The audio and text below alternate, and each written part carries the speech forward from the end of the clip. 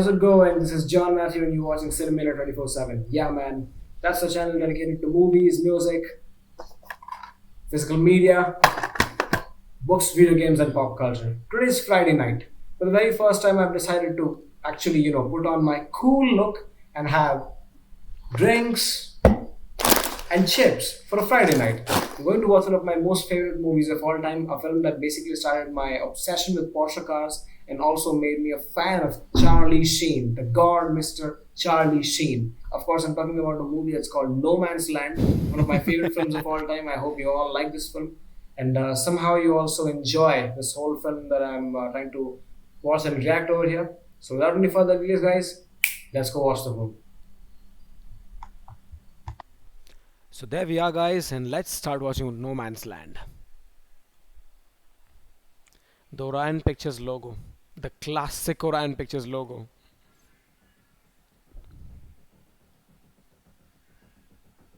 Orion Pictures. Now this belongs to MGM, if I'm not wrong. They've eventually passed down ownership.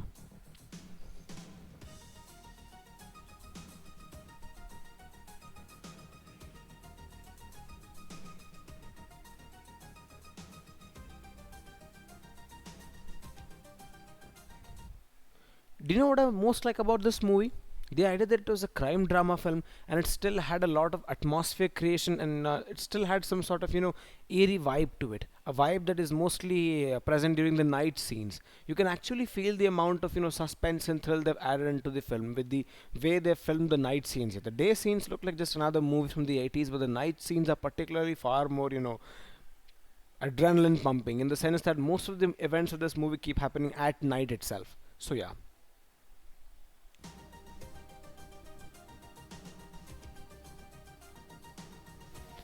Boom! Just punch it.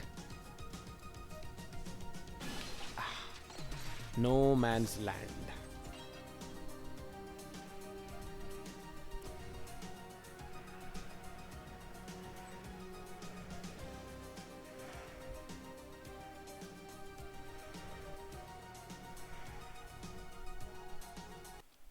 So basically, this is a Porsche garage where they're apparently, chopping these cars off for newer parts and maybe changing some of the parts illegally and again selling them off the back door. It's essentially a chop shop that they're operating in 1980s. Believe me, 1980s Los Angeles, this kind of music, Porsche cars, 100 times cooler than anything I've seen before.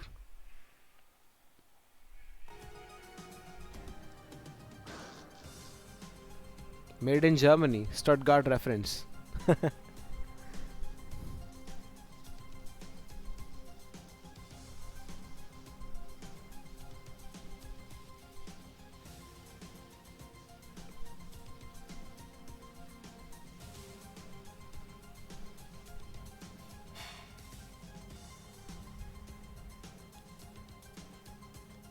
Nick Graziola. This murder in the movie right now is going to be the biggest plot point in the entire film, and that is going to be mentioned throughout the film, even till the end of the movie and in the climatic portion of the film as well.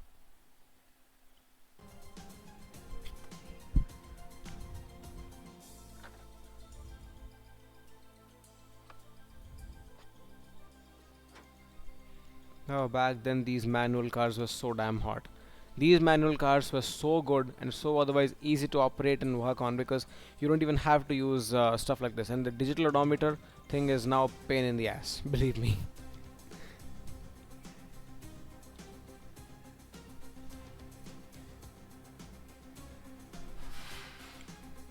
This is the competition, apparently.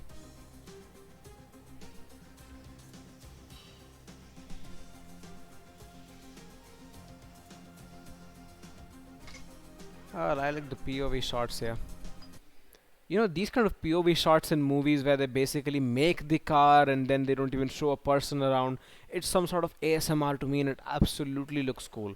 Not a single car movie over the years has been able to pull this off, in my opinion.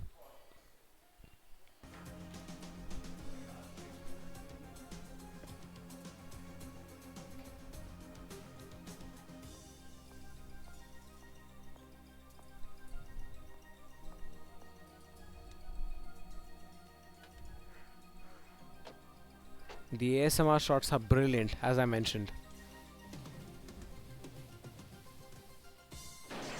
Oh, directed by Peter Werner. And this, my friends, was the murder that I was talking about a couple of moments earlier. And this murder is eventually going to be a very, very big part in the entire film towards the end. Now, I'm going to also watch a couple of more scenes of this movie, and I'll also watch the ending, and we'll wrap this video soon.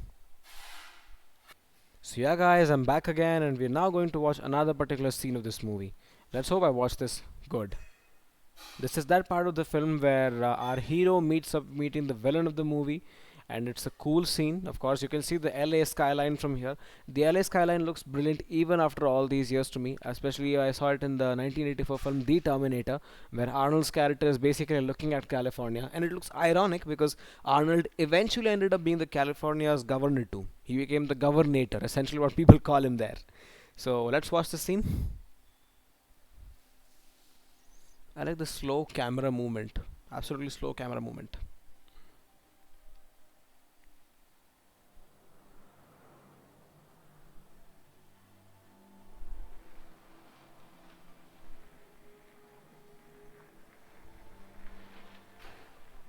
The car comes up here, pulls over. As I just mentioned, the you know daylight scenes are something different, and the nighttime scenes are absolutely different in this movie. The nighttime scenes are a highlight, in my opinion, a great highlight. Nice balance of color and contrast, and you also see the whites and the blacks being nicely juxtaposed on the screen somehow. And at least I feel this was far more darker and intense than its 14 years later remake or spin-off called The Fast and the Furious. Another one of my favorite movies. And this, my friends, is the god, Mr. Sheen, Charlie Sheen, the cool guy, the man, the myth, the legend, Charlie Sheen.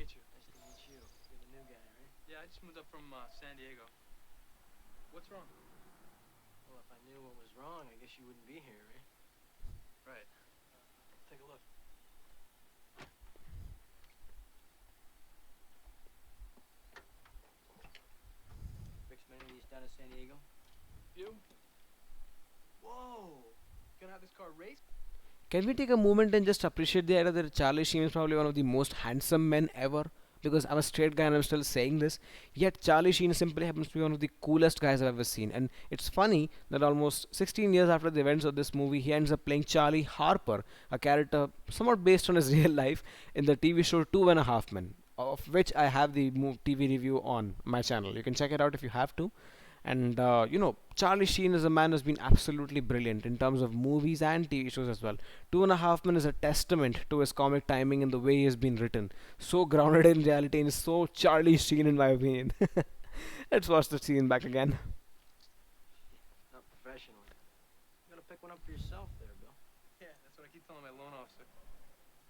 Those expressions.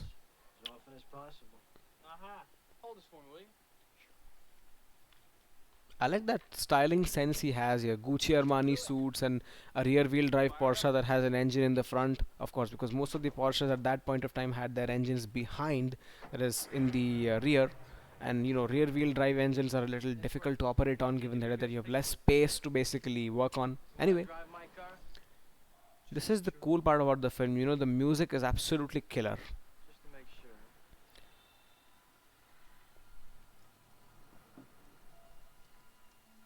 Cool. Pull it off, man.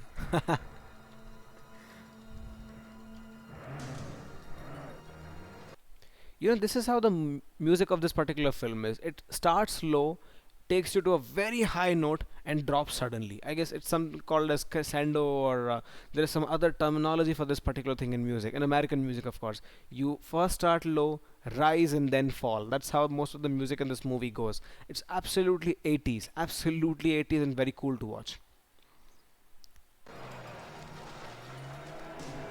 Now they start off with the test spin race. Of course, they're racing in LA, a particularly desolate or deserted highway. They're able to pull this off, but please do not try this at home. Everyone, please do not try this at home, because I'm going to.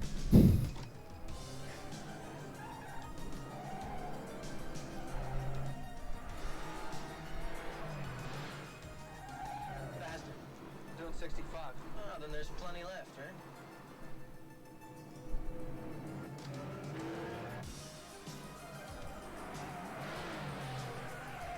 It's like a fun film, to me.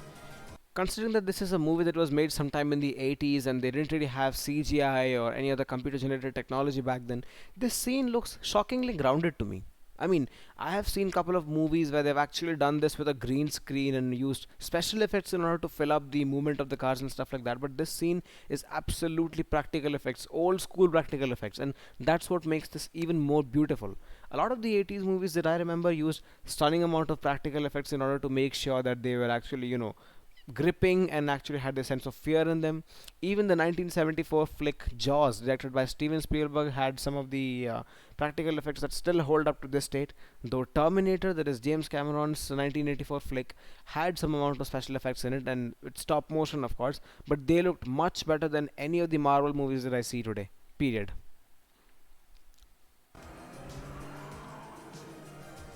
I like the way how the car is moving in a zigzag and somehow managing to give me that feeling. These POV shots of the wheel and of course the music, absolutely cool. That hairpin turn, Wow, I guess I should have warned you about that hairpin back there. No problem. Charlie Like Sheen. you said, it's good to let it out, man.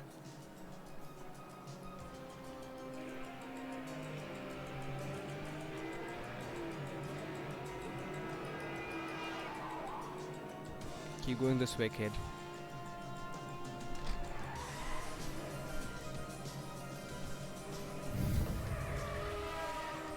Man, they actually pulled that off. I think we definitely fixed it. Yeah, you did. You fixed me too. You scared? Nah.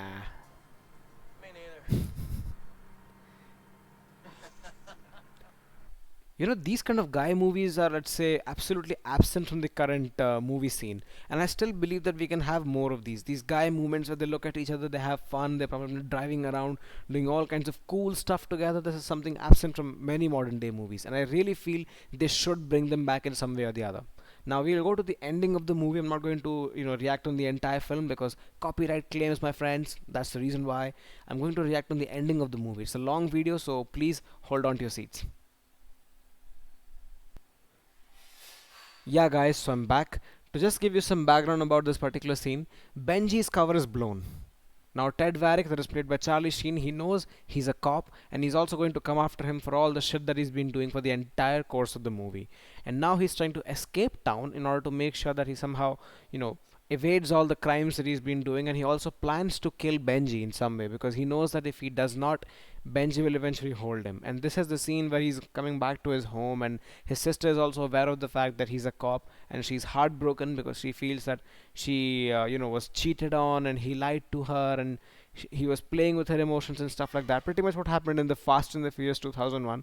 That movie is just, a simple copy of this film, with the only exception being that JDM cars are the highlight, and this movie has air-cooled Porsches instead. So let's watch the ending of the film and wrap up the video soon. Yeah. Oh, hey, Bill. And I, all day. Seen him? No, I haven't. What's strange to think about is that Lara Harris as an actress wasn't exactly very popular among all her other peers. Lara Harris became a far more, lesser famous actor in comparison to all the other 90s actresses that were there in the film, or let's say even in the other movies as well. She's beautiful, she was a Chicago model, but somehow never clicked big, made it big.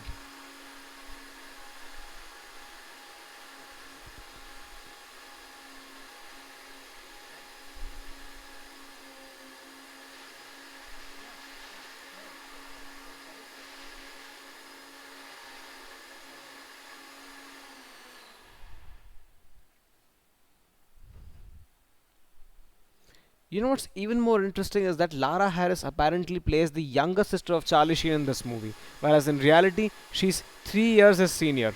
3 complete years his senior, but she's still his younger sister in the film.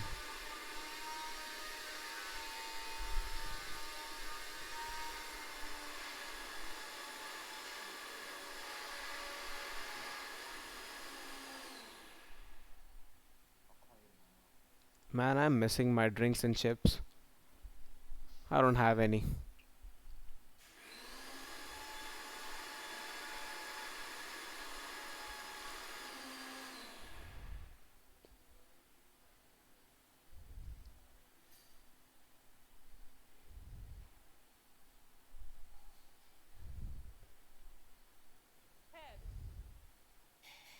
Hey guys, can we just take a moment to appreciate how beautiful she is?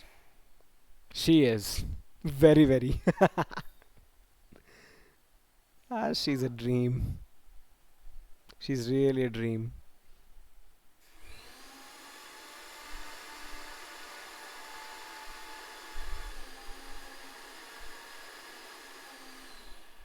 This shopping mall. This shopping mall was also featured in one of Shah Rukh Khan's movies a decade later after this film, and this mall is unfortunately not there, although, but it's a great thing. I could have visited it when it was around, but somehow, fate has other plans, I guess.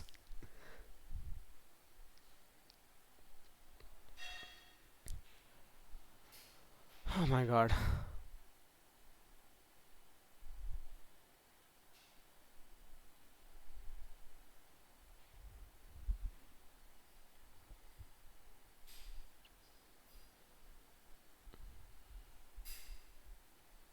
And there is Benji.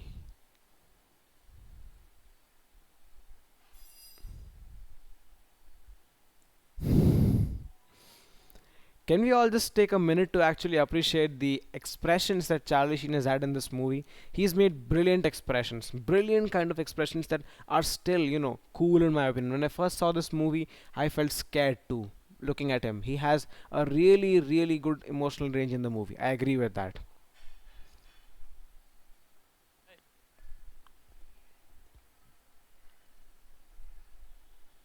Right on time. Yep. I like the nice camera work, the way it goes up like this. We'll put ourselves on a car. Sure, why not? Want to get a shopping bag? Fuck the shopping.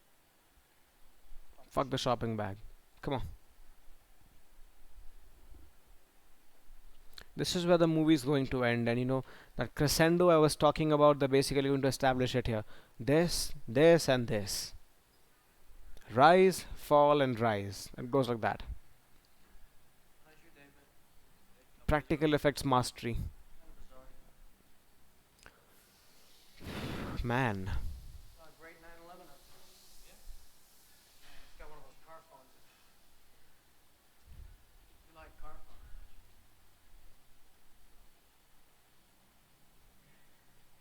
you? After you. After you. First.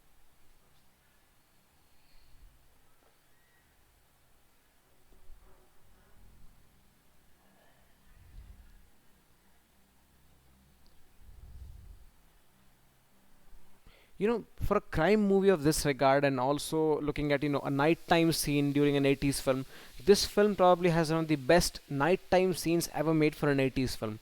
The dark atmosphere is pretty much complementing the way how this scene is going to turn out right now. And Fast and Furious never took this route. It never took this route. It instead became a completely different kind of movie and established the brotherhood, or let's say bromance, between Vin and Paul, something that even clicked in real life, and we know how all that went. Really, I actually feel for Paul Walker even today. This particular scene is going to have a very dark ending. I'll spoil a little bit for you, but how it'll end, you've got to check it out. You can't keep doing this forever. They're probably trying to steal a Porsche here. They're probably stealing a car, if I'm not wrong. Makes you think so.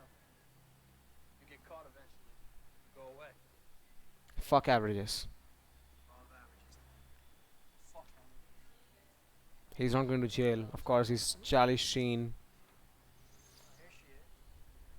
What'd you do to stay out there?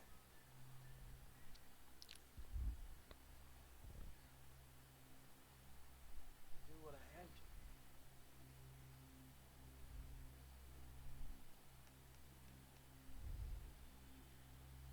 No alarm. Can't have more than 10,000 miles. You wanna do the honors? You're the expert.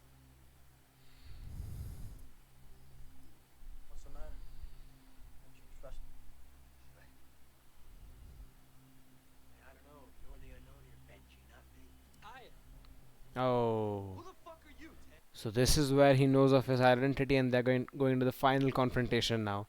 And this, it's any time now. It's any time. You killed Bracy, didn't you? Look, I did what I had to, okay? If we're all so corrupt, why didn't you just buy him? I saved your life, man. I fucking trusted This you. was a setup for me. Look, you're alive, right? I fucking trusted you. Yeah, you did.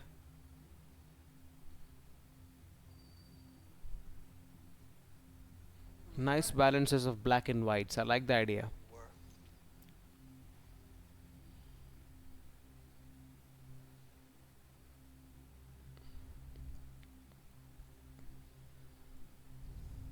I keep thinking that maybe we get past all this.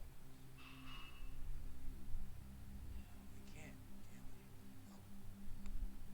Bust you, Ted. Now, DB Sweeney particularly plays the better cop than Paul Walker here. Definitely. He plays the much better cop here because Paul somehow managed to get so close to these people that he actually ended up, abandoning his entire job as a policeman, and he also aided Vin Diesel in escaping from LA. But somehow this particular guy did not do so. You know, a very weird theory that this movie and Fast and Furious are actually in the same timeline, and somehow Benji is related to Paul Walker's Brian O'Connor because you can see their appearances are very, very identical, very, very identical. Even the hairstyle looks like a little bit, inspired from Benji, that is DB Sweeney here. I guess both the movies are in the exact same universe, and someday, maybe someday, people will acknowledge this, and DB Sweeney and Paul Walker are going to come in one frame. Of course, Paul Walker is no longer with us. RIP the soul.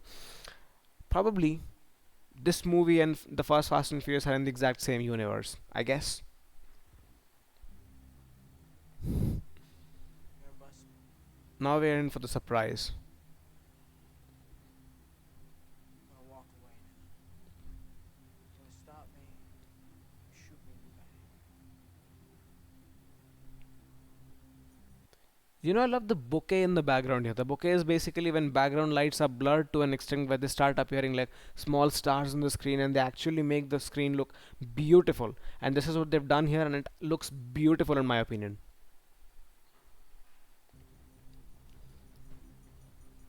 Not letting you go. Now the music is rising up here. You see they're building tension, and even I'm feeling tensed here. So much so that I'm not even able to talk properly. Go, Ted. You can't kill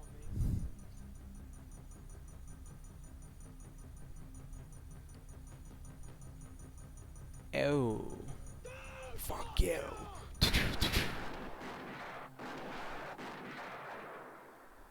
My god. Oh, one, two, three, and he's dead. Game over. Man.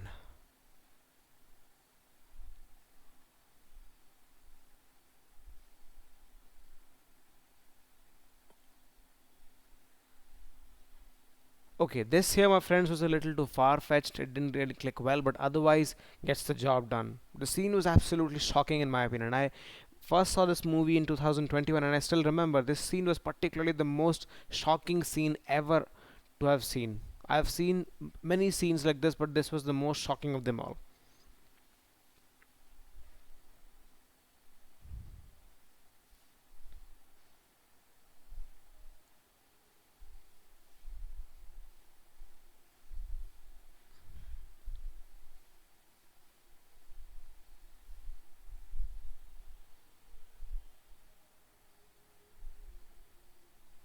Charlie Sheen is dead.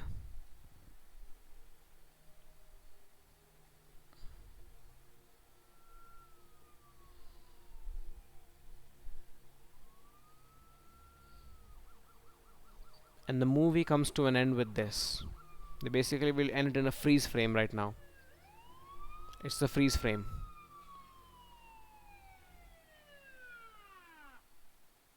So yeah, guys, this was No Man's Land, the 1987 film that I've grown up watching for the last 2 years, and I've loved every minute of this. Sometime in the future, maybe I'm contemplating to even buy a DVD of that film if I can. If I do, I'll particularly watch it and show it on my channel too someday. Definitely, this was one of the best movies I've seen in a very long time. A couple of things don't seem to have, aged well, given the idea that it is the 80s we're talking about, almost 40 years prior to what we're living today, in before the age of social media, before the age of constant validation and instant gratification. There was a time when people were simple and doing all kinds of simple things. Yeah, that's the entire beauty of the movie, and that's what makes me, at least more contemplative about a film that's like a time machine in general. It takes me back to a time that I've never even seen and can never even see physically, but somehow I still enjoy it, contemplating and wishing that maybe I was born in the 80s. So, guys, thank you so much for watching my video today. Cool John will be back again another weekend on another Friday watching some another movie. Till that time, guys, take care, stay safe, keep buying movies on physical media. That's the best way you can keep preserving movies for a long time. Stay safe, bye bye, and Godspeed. And I'm still out of chips.